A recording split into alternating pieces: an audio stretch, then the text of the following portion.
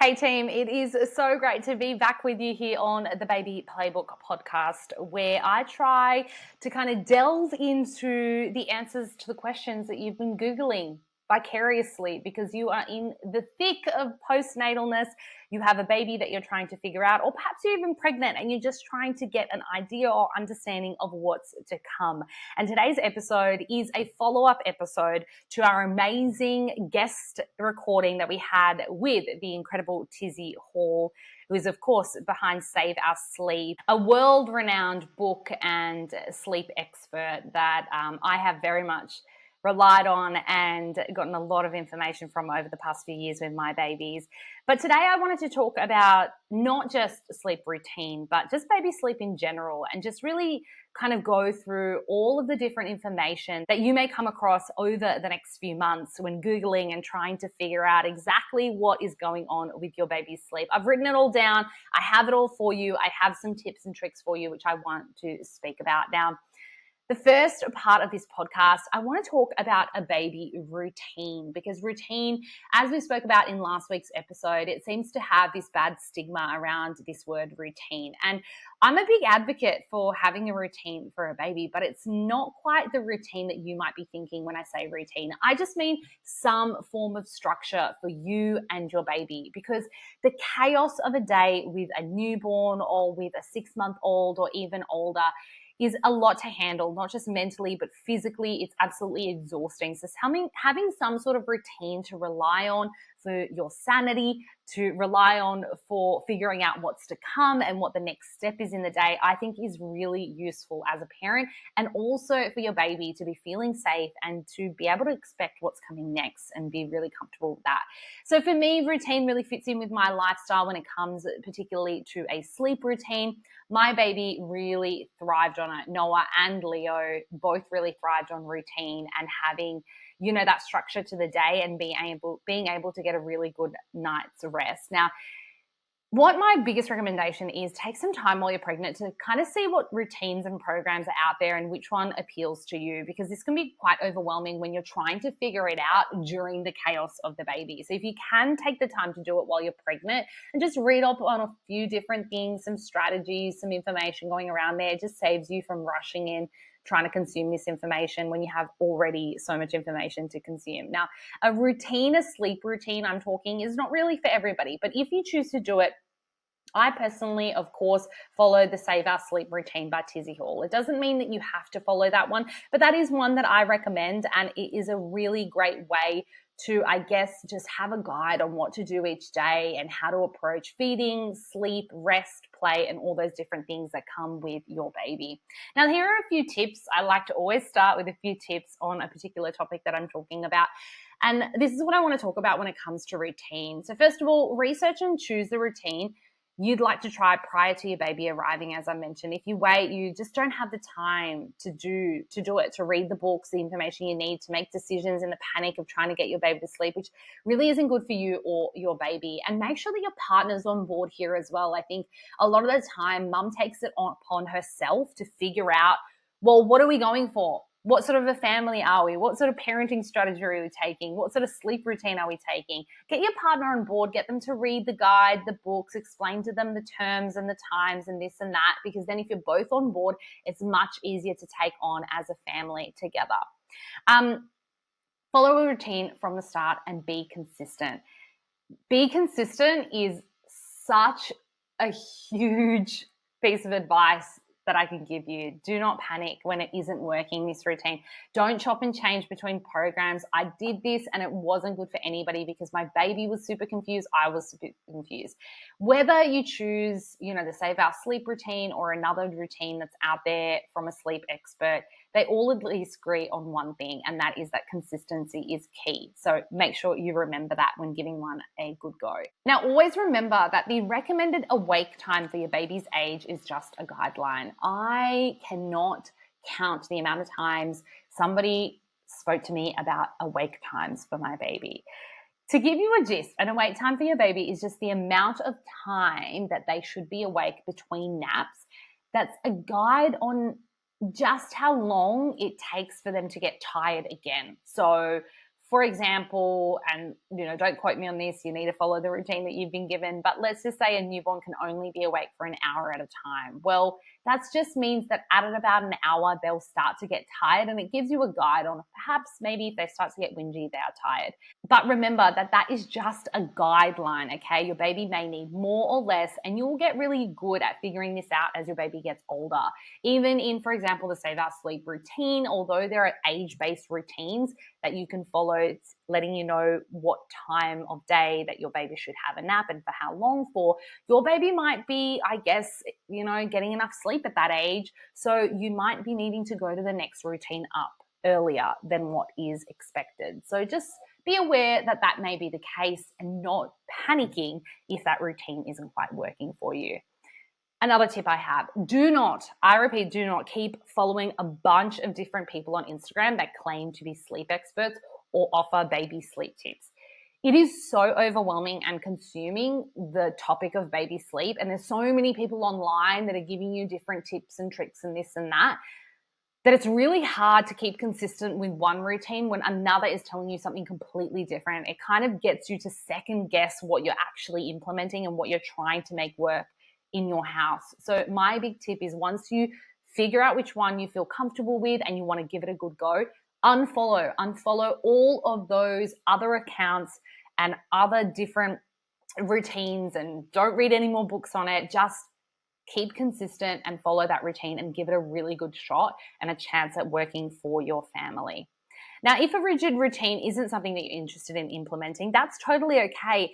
And what you can do is enlist the help of a local sleep expert, a consultant, to offer a simple guide on how to get your baby to sleep to their best ability. So it just helps to have someone explain to you all of the different terms, all of the different workings of a baby, what they need at what time of day, what signs to look out for if they're tired.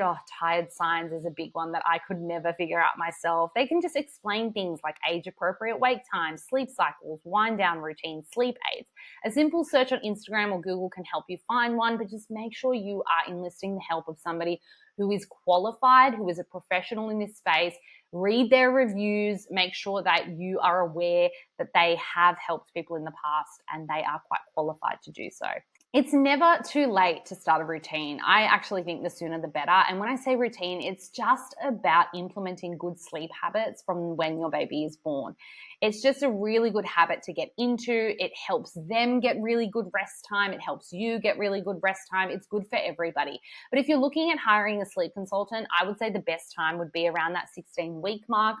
I've had this advice from other sleep consultants as well, where they say this is kind of the time at which it starts to get tricky. Your baby might start to nap shorter and creates problems and more wakes at night. So it's a really good time to start thinking about implementing that structure to your day.